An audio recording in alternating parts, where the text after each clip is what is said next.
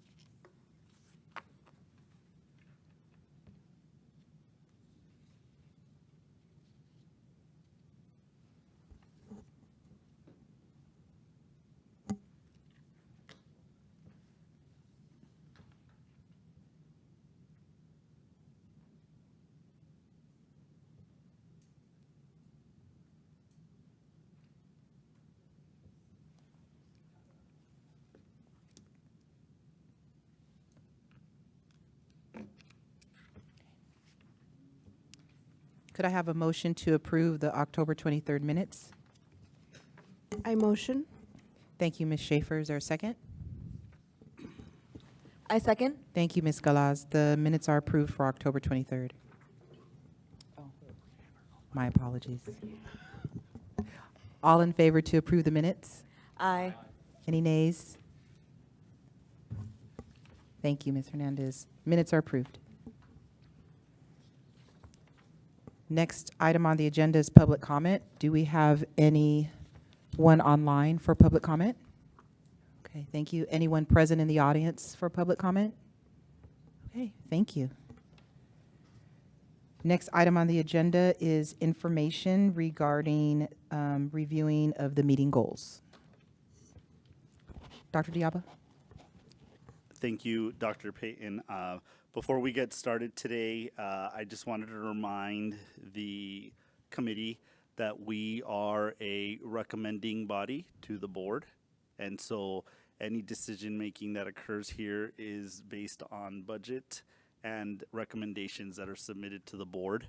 And so it's important that we stay within our role of being a recommending body and ensuring that is what we do, right? You're given information, we discuss it, make decisions about what we recommend to the board then approves it, and then that information is taken into consideration as we do budget reductions.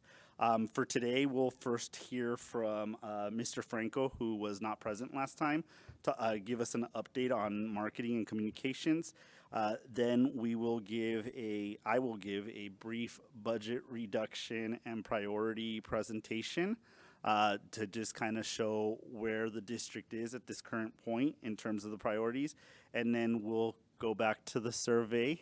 I figured that we just work on it in here rather than risking me sending everyone an email and we have this big conversation via email. So we'll go through it. I did make some changes and then we'll elicit feedback and move forward from there. Thank you. So next on the agenda is the feedback on budget communication. Yes, Mr. Franco. All right. Good evening, everybody. Thank you for the grace. I apologize for missing the last meeting. I was supposed to present then. I was ill, and I do apologize for missing. As I was putting this together, I was thinking of a lot of different avenues and ways that we could go. I listened back to the meeting where you guys kind of requested a little bit more information about marketing efforts and what that looks like. So I put something together today that gives a pretty broad overview, and I'm happy to take questions if there's more specifics or things you want to dive in on directly. But that being said, I wanted to give just a little bit of overview about what marketing campaigns actually are, organic versus paid, and what does success look like. You guys are going to see on the screen here. These are the metrics that we look at behind the scenes on our Instagram platform specifically that gives us feedback on how our posts are doing. There really is two ways to publish information on your Instagram page. One is organically, which is what we all do in our personal lives whenever you post a photo or a video or a reel or something like that to your page. You post it, you're not paying for anything, you're not putting anything behind it, you're just posting it, and then it goes into the algorithm. And based on how many people are interacting with it, liking, commenting, sharing, things like that, more people see it. The more that people are commenting, liking, and sharing, the more people that are going to see the post. So when things, that's how organic content is created. The district primarily posts organic content. We do utilize some paid content on social media, but those are more specific to campaigns like Expo. We'll run an Expo campaign where there's money put behind ads that are then going to be inside of your Instagram app whenever you open it based on the demographics that we're targeting with our ads. But the vast majority of our content is organic. And what you're going to see on the screen is so over the course of a 28-day period that we pulled this from, we had 622. They kind of do the thousands a little bit weird there. I think that's more like 6,200 as opposed to 622,000.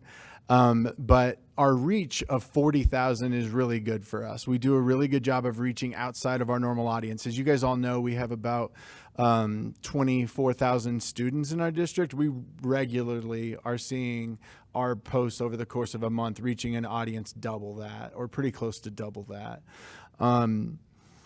And so as we look at this data, we then circle back, my team and I, on what's working and what's not working. What are the posts that we're seeing that are getting the most engagement? And then we continue to replicate those because they do the best.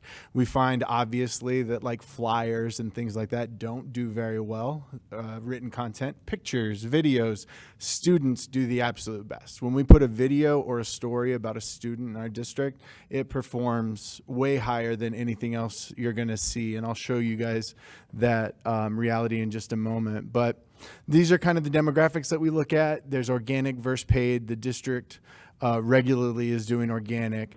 With that, we try to create the stories that need to be told to get the messages that we want to get out across. For instance, we were doing a lot with menus recently, food menus.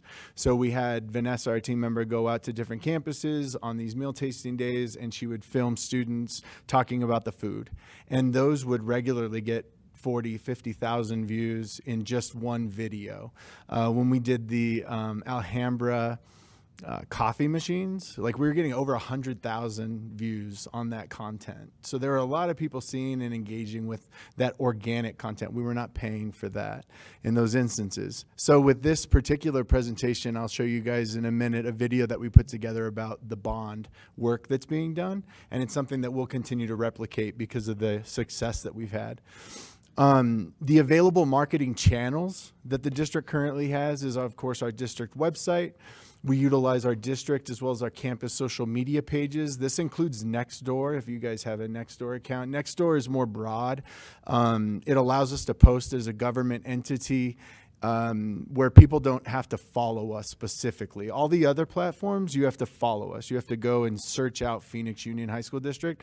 On Nextdoor, if you live within our boundaries and we can publish straight to families that are in there as a government entity. So that allows us to get reach outside of our normal base of clientele. We have a billboard on the I-17. If you drive down by I-17 and Camelback, you'll see a big PXU billboard right by the GCU one.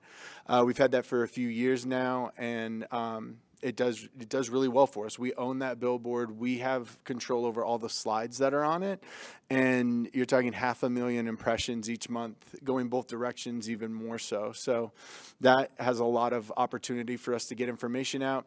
Our buses and our white fleet, we've wrapped several vehicles in the district. We have a Tahoe that's wrapped that has QR codes for everything for jobs to enroll. And we've looked at avenues like that. There's a Franklin truck that gets wrapped, so there's marketing there. There's our campus marquees, and then there's banners that we hang outside of our facilities. Those are just a few of the channels that we have available to us. We recently created, in partnership with Dr. Dialba, our team put together a budget landing page. One of the conversations that Dr. Dialba had is we need to create an opportunity for people to come and find out how district funding even works. There's a lot of people that don't understand M&O versus capital versus bond, and that's kind of where this conversation started. So we created a landing page. You can go to it now. It's up. It's pxu.org/budget. Made it very easy. And right now you're going to see this information. You're going to have an intro paragraph that kind of explains what this page is about, what it's doing. Talks a little bit about our bond, our M&O, and our capital funds. We have the video that you guys are going to see in just a moment of one of our students walking through what a bond project is and what it is not. And then you're going to see these accordions down at the bottom. These accordions are going to be replaced with video vignettes soon. That's the script from the videos, but we wanted to get content up, so we put it up as written content. All of these accordions are going to be turned into short videos, and they're going to explain the different types of funding. So as you can see, the one that I opened up here is the difference between M&O and capital funding, and it gives a very high-level overview of what the differences are.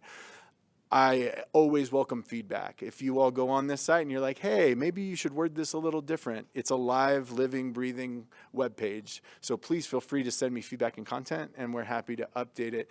But you're going to see it goes through explanations of overrides, bonds, annual budget timeline, what is an annual financial report, the unique dynamics specific to Phoenix Union, and stewardship of community and taxpayer dollars. And all those are going to ultimately become videos. And then if our tech team can play our bond dollars Welcome at to work Trevor G. video. Brown. I'm Luis, and I'm the student body president. Today I'm going to show you the cool things that our bond provided for us by our voters. Real quick before Luis starts the tour, let's explain what bond funds contribute to. Our voter-approved bond went towards district capital funds, which can only fund long-term investments like buildings and renovations. It does not pay salaries or daily expenses. Okay, carry on, Luis. We'll start our journey here in this new academic building. This is our front office. This is our safe and secure new front entrance. All visitors to our campus will start here first. And now we're going to show you around our new building. I'm in the Emerging Technologies Academy, and I spend a lot of time in this new building. And by the way, we love the bathrooms. So this is our engineering lab. I spent a bunch of time here, so let me show you what we have. In this lab, we learn all about engineering. So here we have our 3D printers, we make sculptures, and we learn in our classes about CAD. This new engineering lab would help me with my future career in robotics. So I thank everyone who helped make this happen, because if I would not have this class, I don't think I would ever learn about this. This is one of the new classes for the Academy of the Health and Human Sciences. This is our brand new medical assisting class with all new medical equipment. Are you okay? This is our new sports medicine facility. Look at all of this stuff. And in here, our new student union lounge. We can hang out and lunch or just have fun here, just to relax. So this is a really fun place to be in. We did have to move the library back here, but it looks great right now. This is also in the back side of the student union. So if any students are having trouble with any books or need homework practice, here we tutor and we host club meetings. Another thing that Bond brought us here at Trevor G. Brown High School is a beautiful new concession stand, a baseball field, and also a softball field. And you know we are excited to have the best and newest baseball field in Phoenix Union. This is pretty cool, right? I mean, like... Having new buildings and facilities helps students feel inspired to accomplish more. Thank you for investing in us. So that's one example of a video that we will make. We're going to start cutting these into like smaller sections and then having bilingual videos come out. So our students are our best representatives. They sell our schools better than any one of us can. And so we identify some students that want to participate in this or excited about participating in this. And then that was our prototype.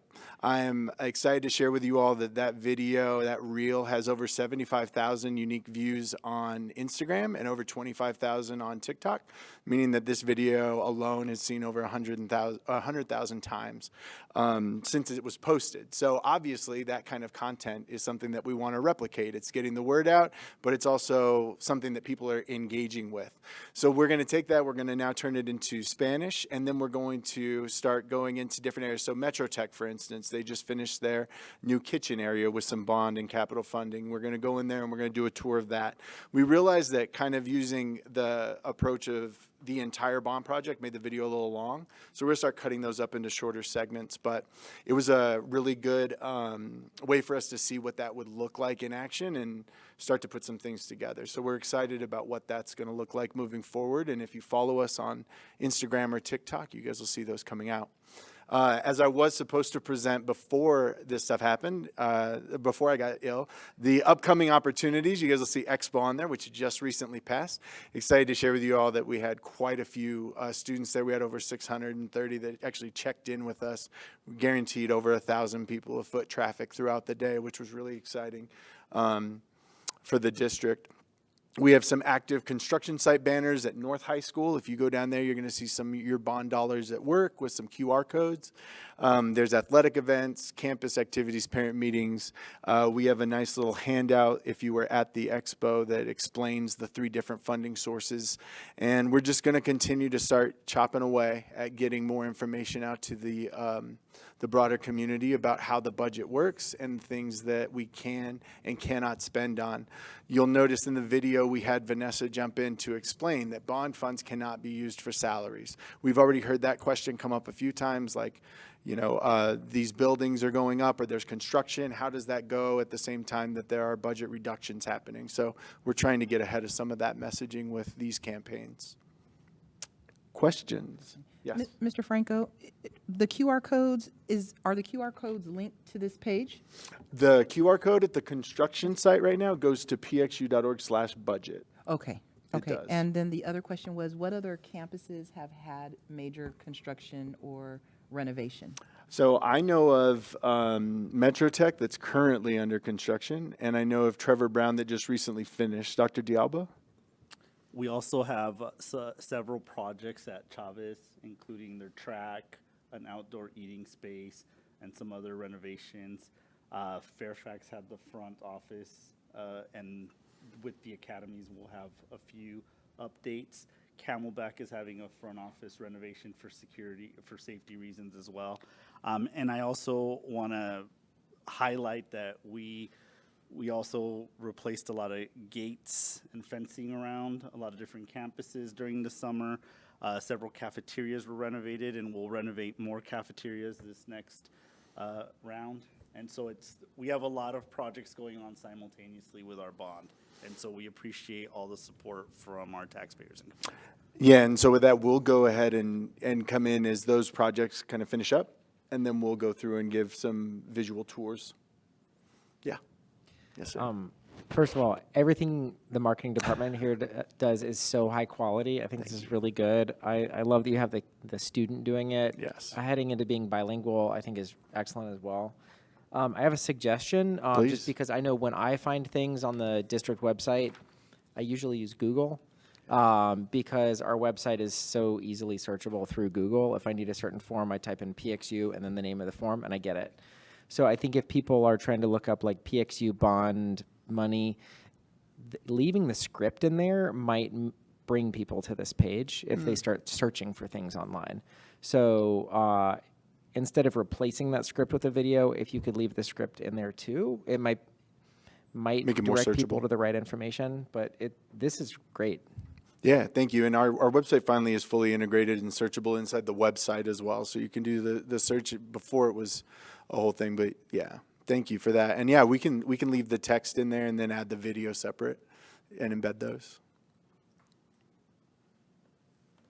Yes, sir. Mr. Richards, you always know how much I love our marketing department. I have made it clear.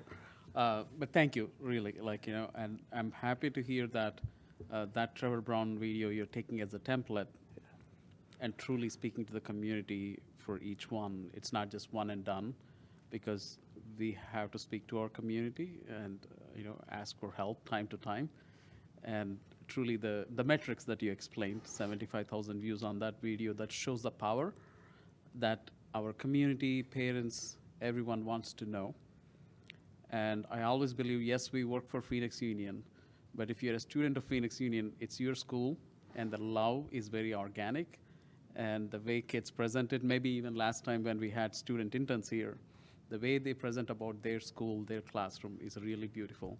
And you captured it, so thank you so much. Thank you. Yes, they are absolutely our best ambassadors, and we do as much as possible to seek them out and get them excited for the projects, and then just allow them to kind of go with it. It's a really collaborative process when you see Vanessa out there doing the work. She's doing it alongside the kids, and it's pretty cool to see. And the videos will just get better with more time and more reps and things like that. Any other questions? Happy to provide more information. You guys can reach out to me via email or however. And if you have other questions, I'm happy to help you. Thank you all. Thank you very much. Wonderful job. And the campuses do look amazing, and the representation is well done. Let's see. Next on the agenda? Are we moving next on the agenda? Okay. Thank you, Mr. Franco. Next on the agenda is item number 7, budget reduction and priority alignment. One moment while we put that PowerPoint up.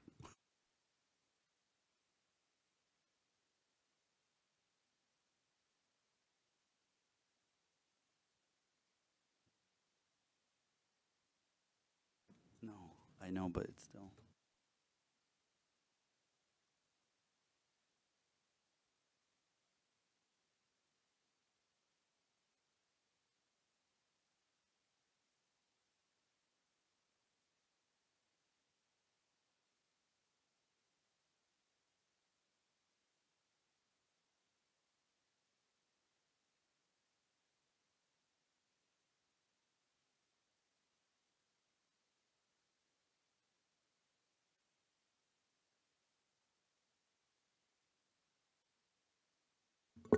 All right, thank you.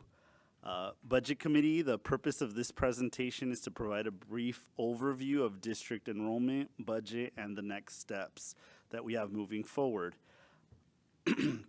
On this slide, as you can see, Maricopa County districts are experiencing declining enrollment.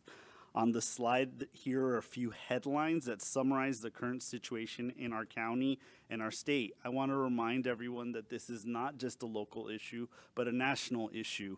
Locally, many districts are struggling with budget reductions, which are resulting from declining enrollment. The overall trend is again a result of a declining student-aged population. So meaning there's less students that come to school. Gentrification of many of our neighborhoods. If you live in the central corridor, I think you've probably noticed that. And an increase in market competition from charter schools and empowerment scholarships. All these variables combined have resulted in a decline in enrollment for the district that we'll experience for a few years. We are in the process of going through another demographic study to kind of figure out, like, when do we level out as a district? So over the last 3 years, this chart kind of shows enrollment trends. The district has decreased about 3,000 students in total. If we compare last year's high point to this year's high point, it's about 1,824 students less. That drop in enrollment requires about a $20 million reduction of budget to remain stable and provide students with the same quality instruction. I want to remind the Budget Committee too that we are working, in a sense, in arrears and also in the future. So we're looking at like budget cuts that would have happened this year, and then budget cuts that will happen next year. And the reason why we're doing that is to ensure that we continue to be as sustainable as possible, and we're strategically doing it to tear down. So when we start talking about priorities and budgets moving forward, really we're talking about fiscal year 27. So we're a little bit ahead of the game, but it's all kind of happening simultaneously, which is very confusing sometimes. This slide shows district enrollment alongside the number of district employees. As expected, right, with any organization, as enrollment declines, the number of employees should also decline. Please note that these shifts that are shown on there are from normal attrition, including retirements, resignations, and vacancies. So as a reminder to the community and to the budget committee, about 90% of the M&O budget consists of salaries and benefits. Purchase services is about 8%. 4% of the budget is dedicated to utilities. That may be going up because we have several rate increases from both electric providers. And then 2% of the budget is for supplies. The total M&O budget includes about $31 million from our M&O override, which unofficially has passed very successfully. And so we do want to thank our taxpayers and our community for that support. So what has the district been doing to address the decline in enrollment? Over the last 2 years, the district has reduced the budget by about $14 million without affecting sites. These budget reductions focused on district-level budgets, such as absorbing position savings, reducing division budgets, and the superintendent restructuring and reducing the number of individuals on the executive team. The district is currently working on reducing the budget by $20 million due to the decline in enrollment. The first phase, which is about $15 million, is comprised of positions, purchase services, and division reductions. So using the budget committee recommendations, the district reallocated funding to protect the classroom as much as possible. We are currently living in that reality right now with individuals being informed of preliminary RIFs that will be, positions will be listed in December, and I'll go over a timeline for that. So last March, the board appointed you all, the Budget Advisory Committee, which is comprised of a group of teachers, counselors, administrators, support staff, and local community members. Again, we want to thank the board for being visionary and realizing like, hey, we need to take action immediately to start planning this and strategically tear down over the next 3 to 5 years. Starting in March of last year, this committee met about twice a month initially. It felt like it was more than twice a month sometimes to learn about district budgets. We surveyed different employee groups, so administrators, classified and certified, and collected feedback from students and families. While I'll say it wasn't perfect, we had to collect as much data as possible from as many people as we could to start making decisions.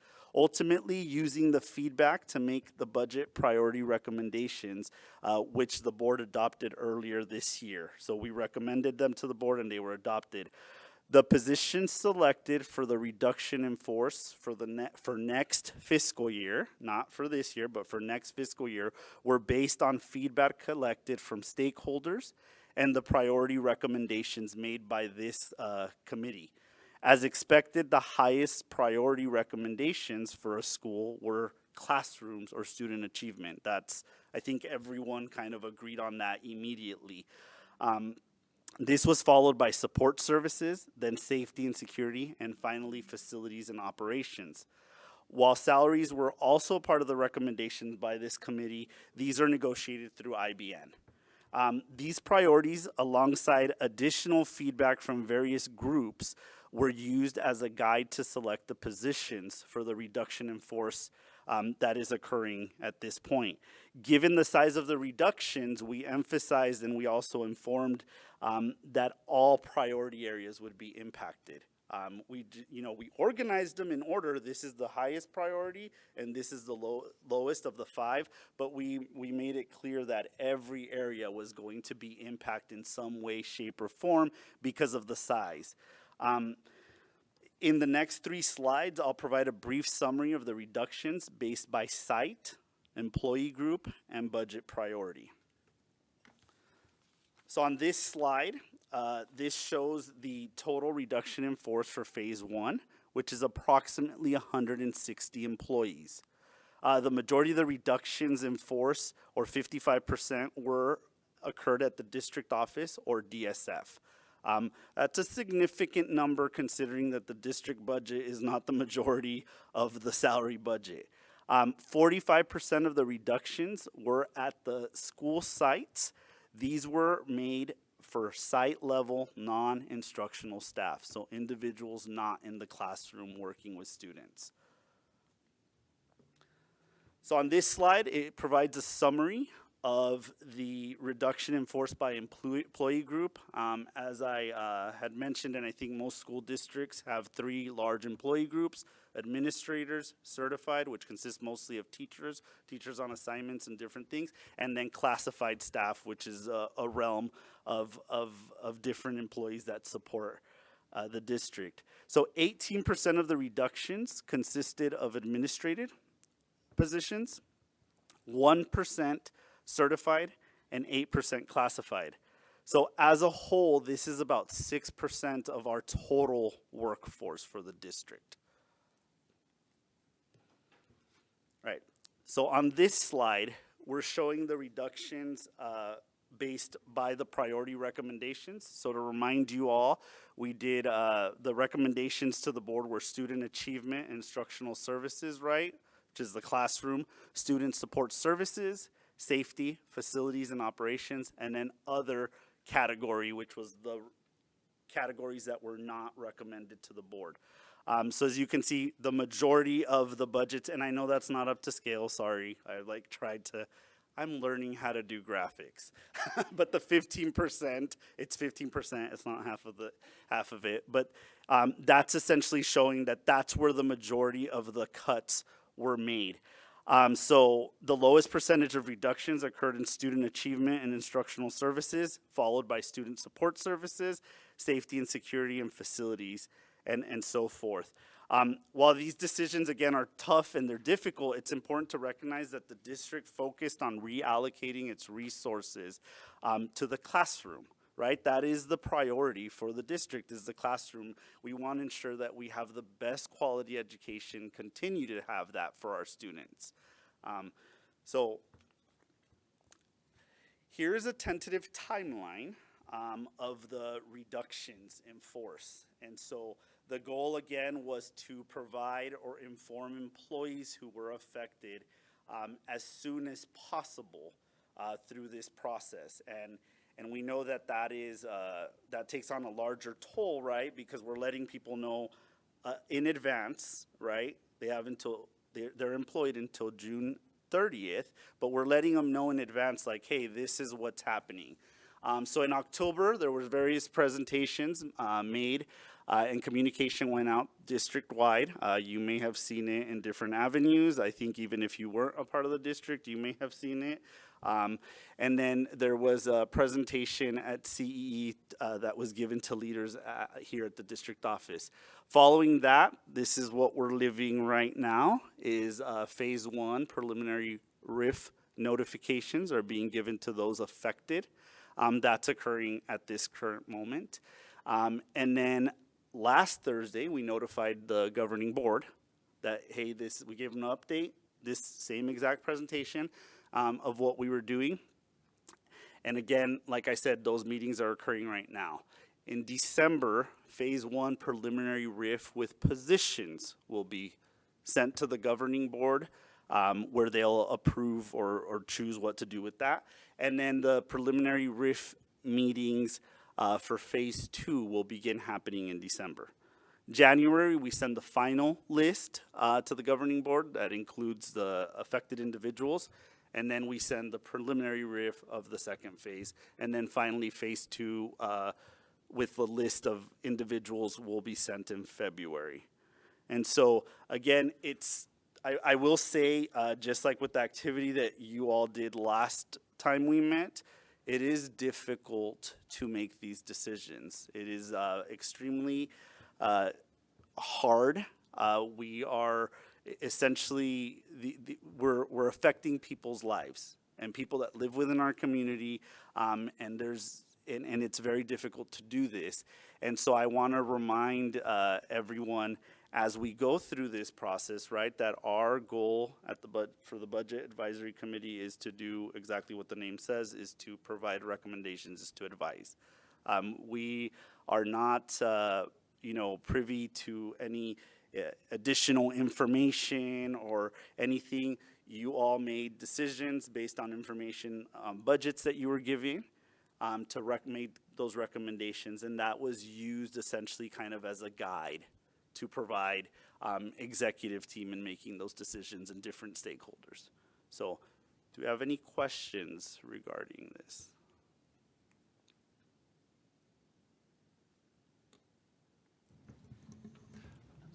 I think I understood the numbers, but back on that one and then the next one, I think, is that when you were saying 18%? Is that 18% of the administrators, of the total administrators we have? Of the 160 positions. Of the 160 positions. Sorry.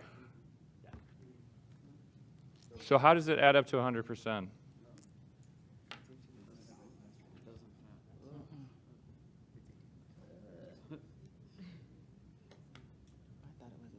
Oh, sorry, yes, of the whole group. Yes, sorry.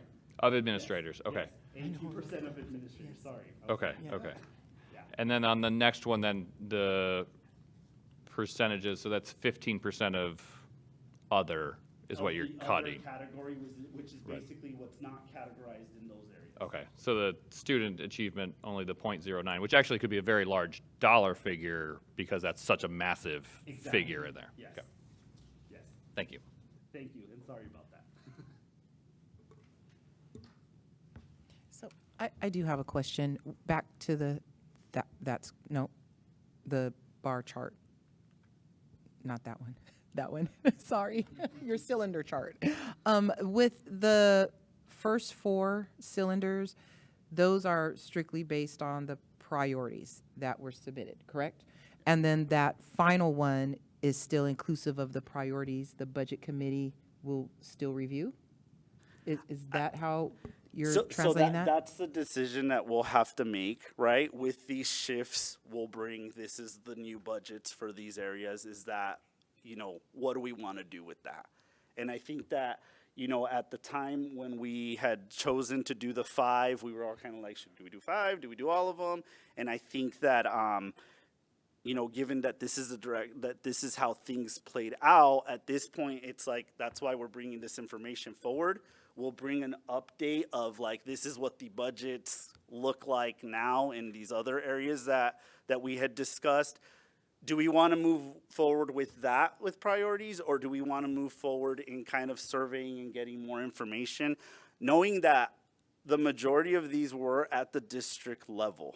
And so with our continued decline in enrollment, we'll probably see more effects at the site level. So it's, how do we collect feedback, which we previewed a little survey last time, is like, how do we collect feedback from our community and from our staff to like, hey, what is reasonable, what doesn't sound as reasonable? So I think that's a discussion for our next meeting as to what we want to do with that. Mr. Williams? Yeah, and with that, if it's helpful, I wanted to highlight too that this is just for this first phase. Like on the next slide with the timeline, this only reflects what's been announced now. Yes. There will be more after winter break. Yes. Yes, that is correct. And to piggyback off of that, after winter break, it's all inclusive of the 160 for this year. After winter break, It it's will the include- 160, and there's and then there's some more. got it. Yes. And I will say again, it doesn't. I mean, $15 million is a lot of money, but when you're looking at positions, it's to get to $1 million with positions is a tough thing.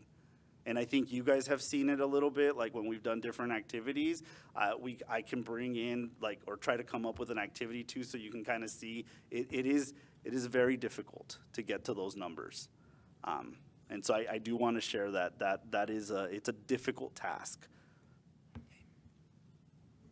Some of the things that were on the cards in the activity that we did are things that we haven't brought up much in here before. Such as freezes, that kind of thing. Are you able to share if that's in discussion as well, or are we still just looking at positions right now? When you say freezes, are you referring to salary or? Yeah, for like the annual automatic increases or it's expected. Well, and salaries go through IBN in our district, and so that's we can recommend, but that's decided in IBN. This will be shared. This was shared at the public meeting, and IBN, we've been talking about this is where we are with budget. And so those discussions will occur there. But to your point, we could use some of the information on those cards to set priorities or to come up with survey questions, and to really gather, to kind of figure out okay, how do we get as much information in a useful manner so we can make the next set of recommendations to the board that are the most useful.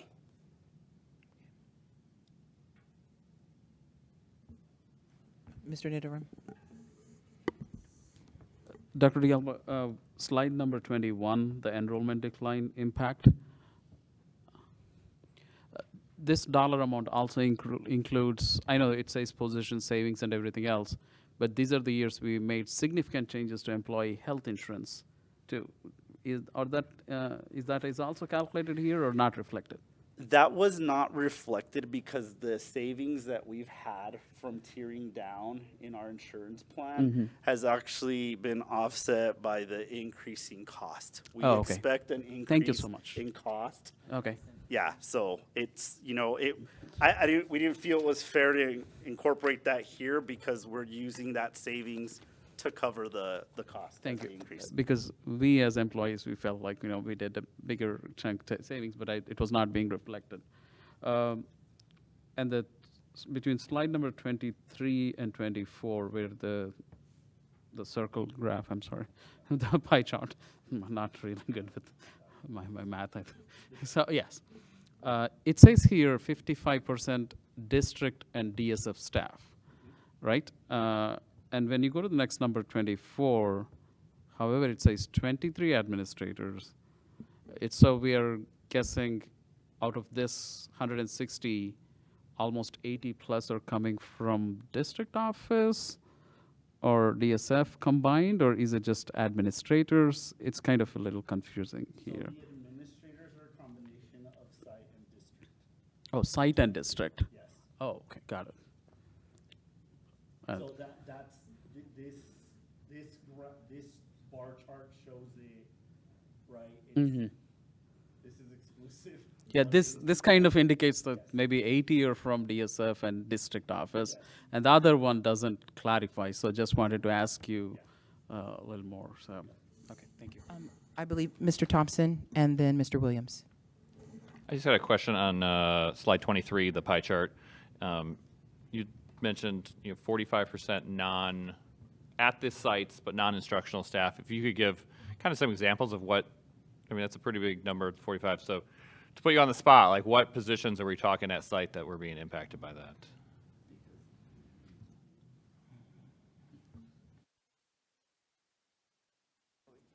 Yeah, that list isn't public yet, so it's non-instructional staff.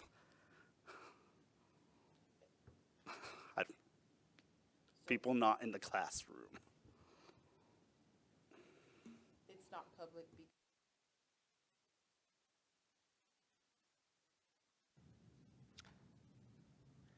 My turn. Okay, yeah, thank you. I'll start my question by kind of piggybacking on that too. So, because it's going to be on the December board agenda in about a week and a half, I think we'll see it on board docs. 2 weeks, yeah. So on slide 21, I'd like to make sure I'm really clear on numbers. It's one of the test tube looking ones. Back like 3 more. There. So with the 2 different fiscal years down at the bottom, I know when we started this work, the numbers like 41 million, 40 million were referenced a lot. With fiscal year 26 and 27, is this 20 million and 20 million more? Or is it saying now we're down to we're on the last 20 million is the rifts that are happening on this timeline? That depends on how our enrollment trends, but when we had referenced that 41 million, it was looking forward. Expecting more decreases. Okay, thank you. Yep. And Mr. Thompson, just to go back to your question, right now we're in the middle of notifying the employees. Before we thought it would be more reasonable to notify employees before they saw it on board docs. Ms. Schaefer? Dr. D'Alba, you mentioned that you're in the middle or thinking about analyzing where we might end. When would that roughly be done? Is your question in reference to phase 2 of the reductions, or? Yeah, I thought I heard you say that you're thinking about analyzing where the district might end. Oh, with the demographic study. Yeah, so we have that demographic study should be done at the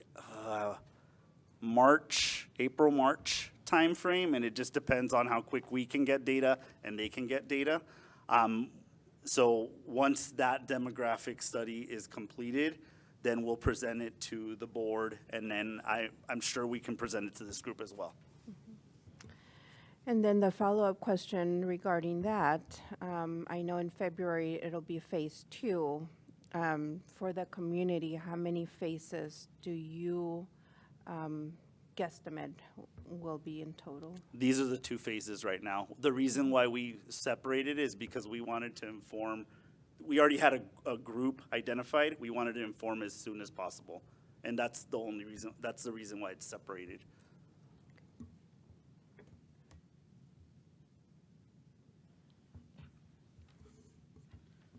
Dr. D'Alba, I want to make it clear, when we started this, our committee work, we were very clear on that 15 to 20 million figure, and that I kind of helped a little bit to understand what we're attacking, as a goal.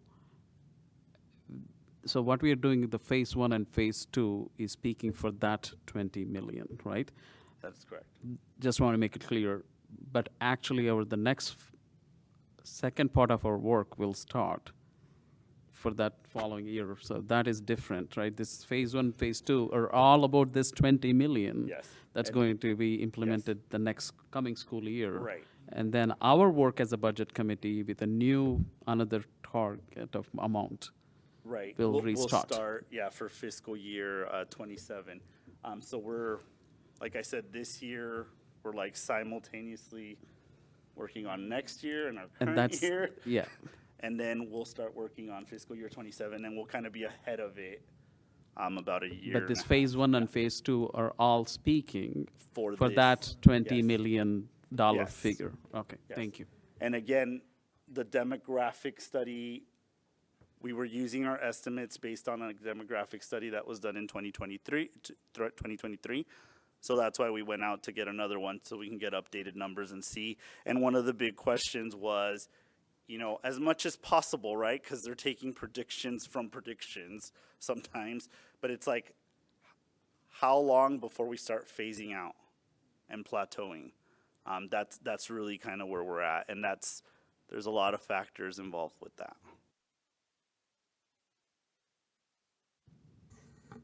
Yes, Ms. Galaz.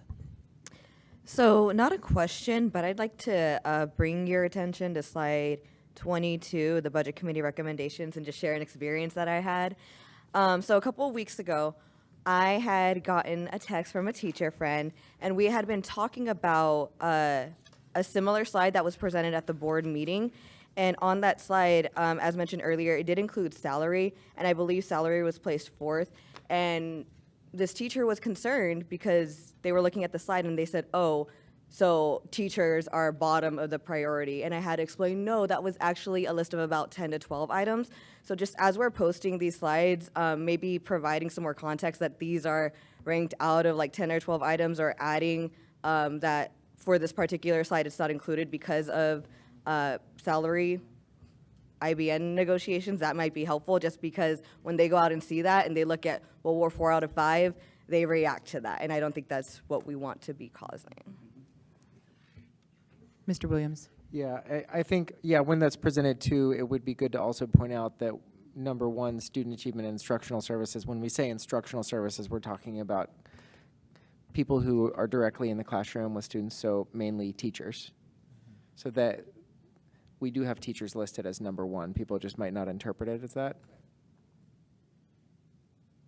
If I may add, I know that at the board presentation, when we presented the priorities, I had actually listed out all of them, but it had to be redacted. So definitely we'll have to keep that in mind when we present again to the board, to make sure that, one, that we have the time to present all of that information with details, so that it's not leaving anything unknown or misunderstood.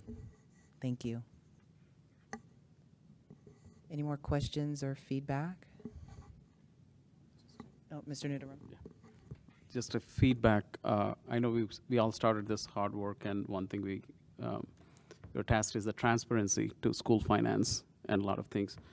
And I want to truly say that I know this is a very sensitive time. As we meet is when individuals are being called, and it is a very hard time for a lot of colleagues.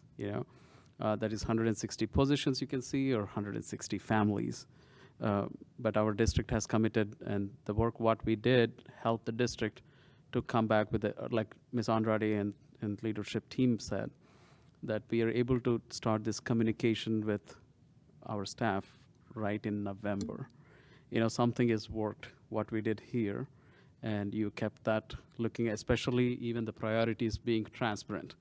It is one thing to just talk about it, and when it comes to actions, generally, admin has, I'm sorry to put admin on thing, but leadership, to stand and respect that priorities that we were recommended, and to see that in that buckets. Truly, thank you. Again, it is hard work. Like, we realized the activity was hard, and to see things in action this week, and now seeing the positions, these are individuals who worked hard in their life, kind of thing. It is a reality of today. But looking at that, we are carrying that work, and it is more in the phase 2, and the next coming year, our work becomes more responsible. We will get some more feedback, I think, being budget committee, how to do the next surveys and phases. It's not a perfect, there is nothing like perfect process in this reduction in force. It's like, a surgeon making a cut without anesthesia. It has to bleed and pain. However, the priorities were respected, and we can clearly see that, and the transparency is maintained. So thank you. Just wanted to say. All right, well, thank you, everyone. Next on the agenda, number 8 is an action item regarding the survey work and the continuation of looking at obtaining feedback. So I will pass out, or Sanchez, if you could pass out, this is revised a little bit, the survey based on your feedback. And then I had a bunch of notes, and I was able to do that as much as possible. What I'm going to do is I'm going to pass out a worksheet for you guys to fill out, so I can take all your notes and make sure that I capture everything. So Ms. Sanchez, if you could pass this out. And so I don't know. I feel like last time it was like we're working on this. So if we don't get to finish it completely, I think that's fine. I think the more important part is to look at the survey and provide as clear as feedback as possible, so that we can update it, shift it. You know, are there other questions that you want to ask, given like the presentation you just saw? Like, are there other things that you think would be important? Should we word things differently? That kind of stuff. So this is a brief kind of feedback page that you can add. Feel free to add comments on your pages as well, and I can take those back. But whatever you write comments on, if I can get that back. So let's give everybody, 10 minutes. Work with the person next to you or individually, however you feel is most appropriate.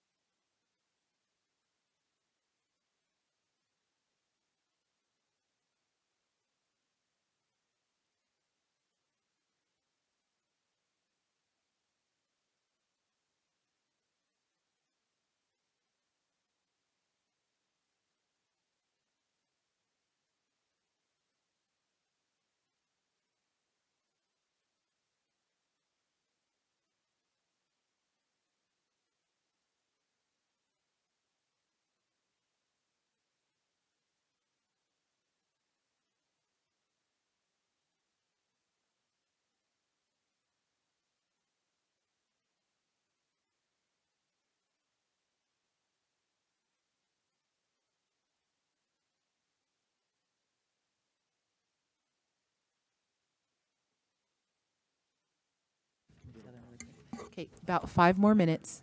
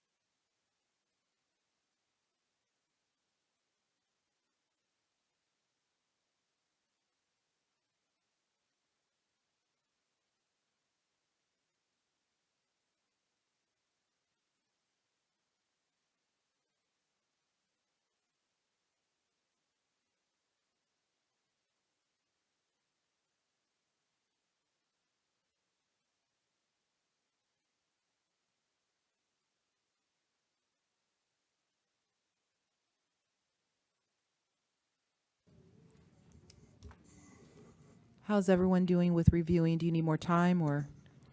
Would you like us to share our notes or out loud, or Yes, we have time. we have time? We have about a minute or so before our Okay. 10 minutes is up. I was just checking in with everyone. Just if you could make sure that you do write whatever feedback, because I'll try to capture it as much as possible, but I'm suggesting some rewording on directly on here because I couldn't fit it on here. Is that okay? Okay. Independent work. And you go with reminders, nice reminders, quiet.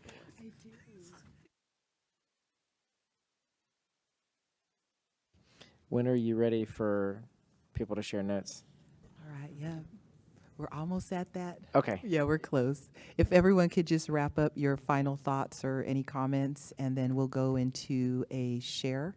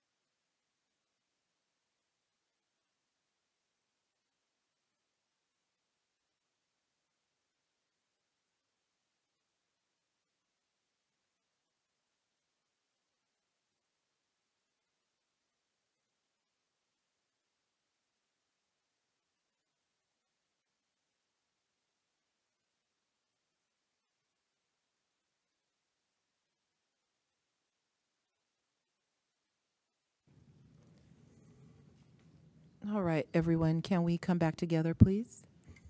Okay. You ready? Okay. Would anyone like to share any feedback regarding the survey? Mr. Williams? Y'all knew I had some notes. So I have four that I'm suggesting some rewording, and I have written this down, but I'll share it. Number 2, I would suggest rewording the entire question just for clarity. The wording, supposed to eliminate teaching positions and class size were at the maximum number of students based on the professional agreement, which you prefer.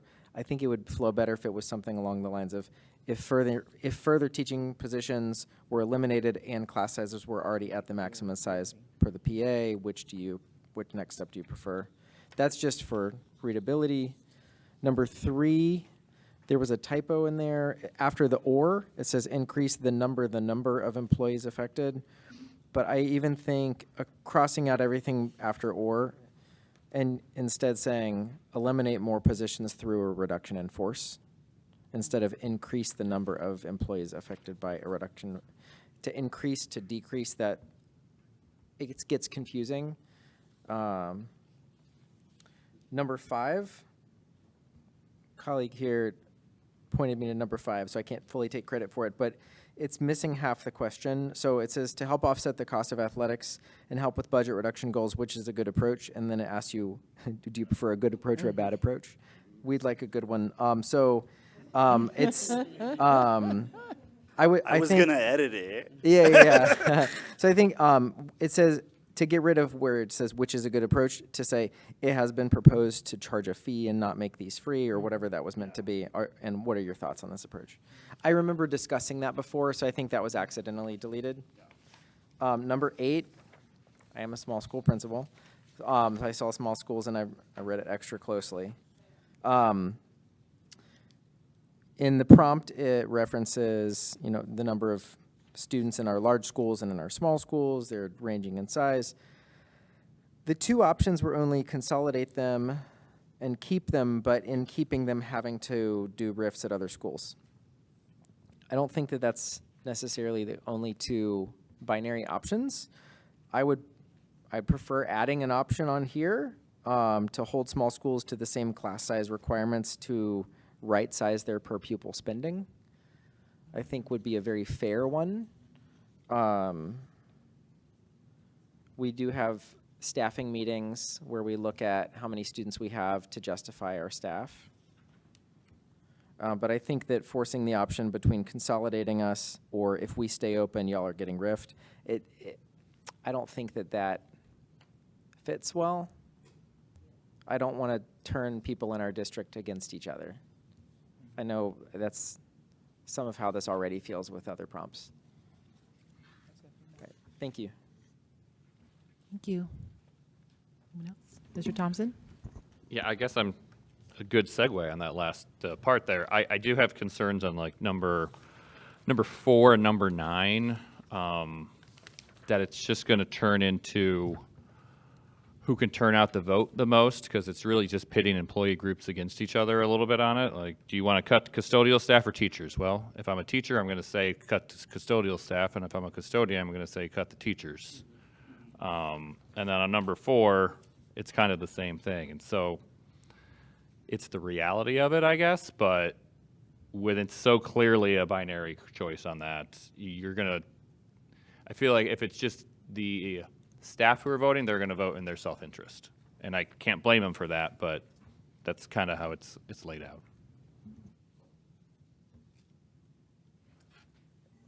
Anyone else?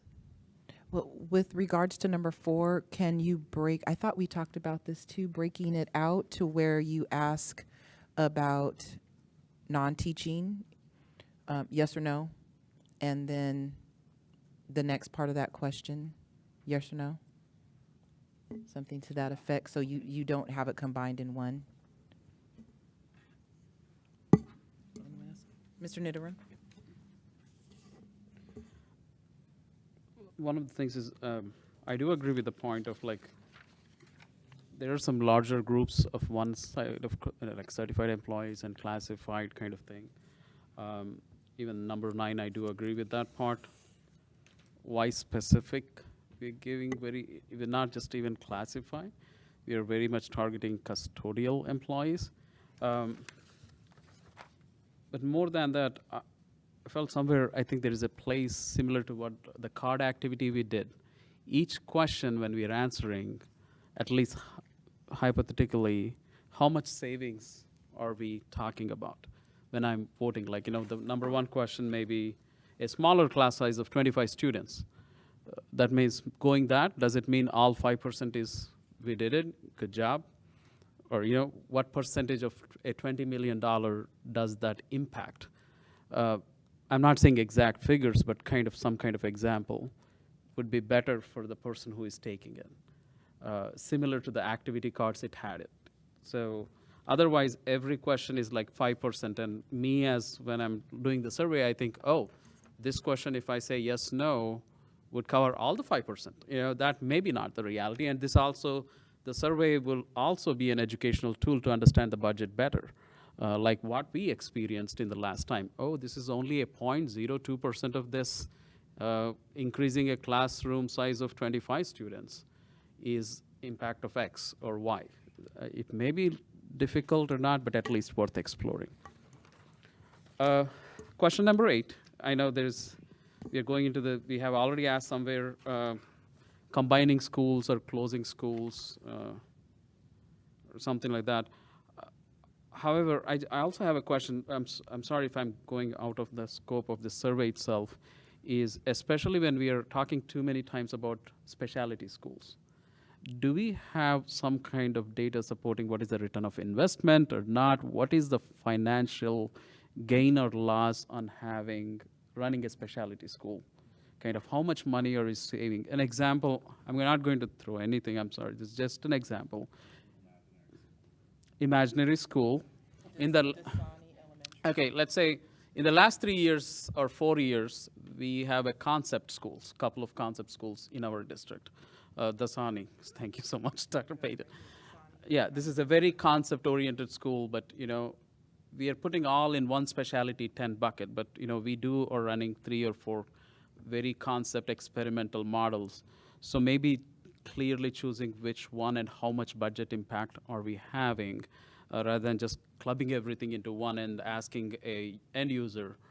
Because specialty programs are pride of our school district. We counted on bioscience, Franklin Fires, coding. These are the market-based kind of thing. And I don't want everything to be clubbed. At the same time, yes, we did try some experiments.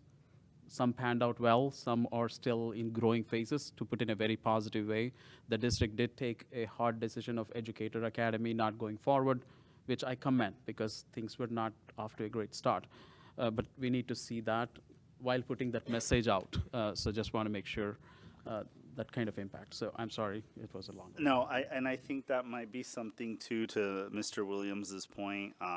Maybe like a cost per student to do a comparison, and I think taking that and also, you know, how. And it's not really, I mean, I guess it could be eventually, right, the work of the budget committee, like, hey, this is a recommendation we're making with our specialty schools, like, we want them to be at this cost per student and that moving forward. I think for the purpose of this survey, though, we probably, we can reword the question and shift it, yeah.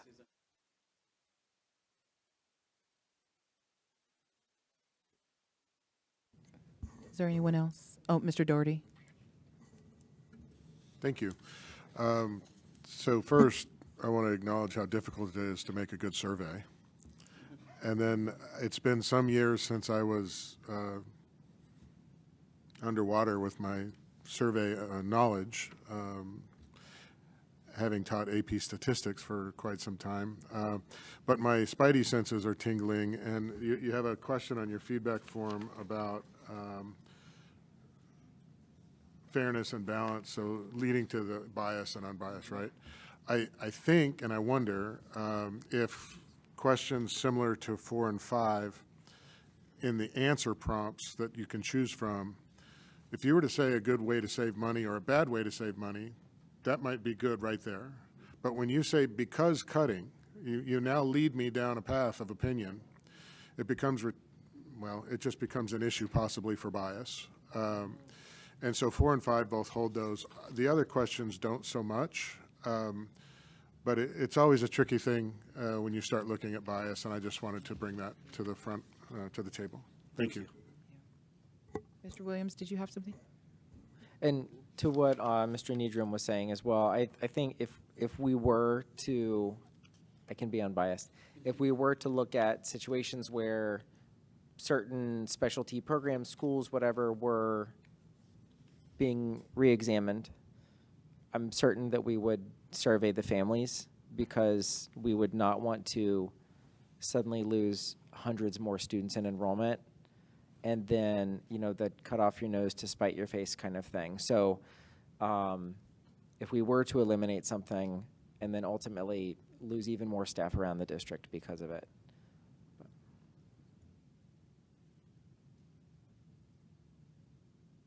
When I mean survey the families, is would they re-enroll at a comprehensive versus a charter? Staying at Yeah. Mr. Rennie? And this is more, I guess, a comment or an observation. Some of the questions are very like binary as far as like one or the other, and some of them have like these very specific things. And I don't know if that's on purpose, that we want them to be a mixture, or if we want to just get to the heart of it. I don't know. It's just as I read through this, it's like this is very like clean. This one is very specific. I guess some of them being very, very general. And I don't know if we want it one way or the other, or we want it mixed, if that was the point. But So the survey that this was adapted from was binary, and the reasoning for the binary decisions was it's a hard decision. Like which one, like I don't want to say pick your poison, but which one would you prefer? And I don't know if that's, you know, the direction, but I do, it might be valuable, right, to maybe have a little bit of each so that we can see like where are people, like if you had to choose between these two, because let's be honest, nobody wants to do this. Like nobody wants to cut. Like that's not, I don't think anyone in this room or outside of this room within our school community is like, well, let's cut, I want to cut you know, it's a very difficult decision. So I think that's a great observation, but I don't know, like, what do you guys think? Do we want to have some binary and some, you know, ones that are a little bit not as binary? But because I do think the binary kind of you have to make a choice, and it's a tough choice. I would like to keep some of the binary just because otherwise we're going to be forced to make the decisions that we don't get from them, right? If we don't get that from them, that is going to fall to us ultimately. So So I just want to share with the committee that we're approaching 6 p.m. And so I know there's probably more discussion that we can have with this. Is it possible to table for more discussion and reconvene?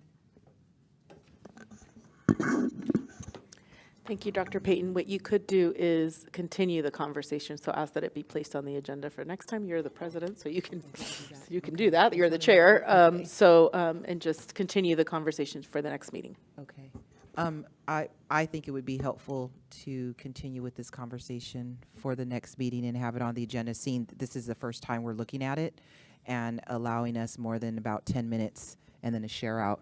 So I would like to add it on the agenda for our next meeting. And then that way we can take this with us and review since. Dr. Payton, so you're suggesting that they take the survey as well as the feedback sheet, correct, and bring it back for the next meeting? Yes. Okay.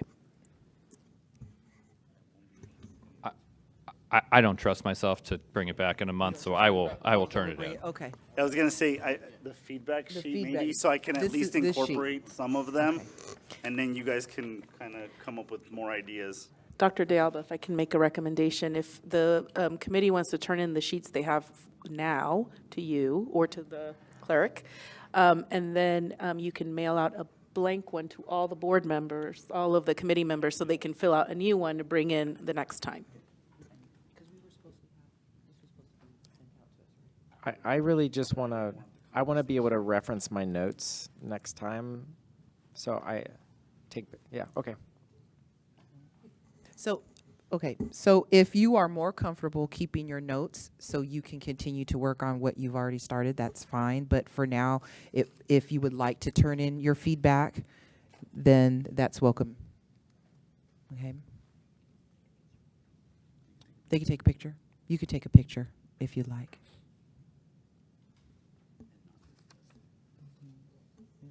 Okay. So we are approaching 6 p.m. Is there any other feedback, questions, or discussion before adjournment? If not, could I have a motion to adjourn? I move to adjourn. Thank you, Mr. Thompson. Is there a second? I second. Thank you, Ms. Schaefer. All in favor? Aye. Aye. Okay. Any nays? None? Meeting adjourned. Thank you.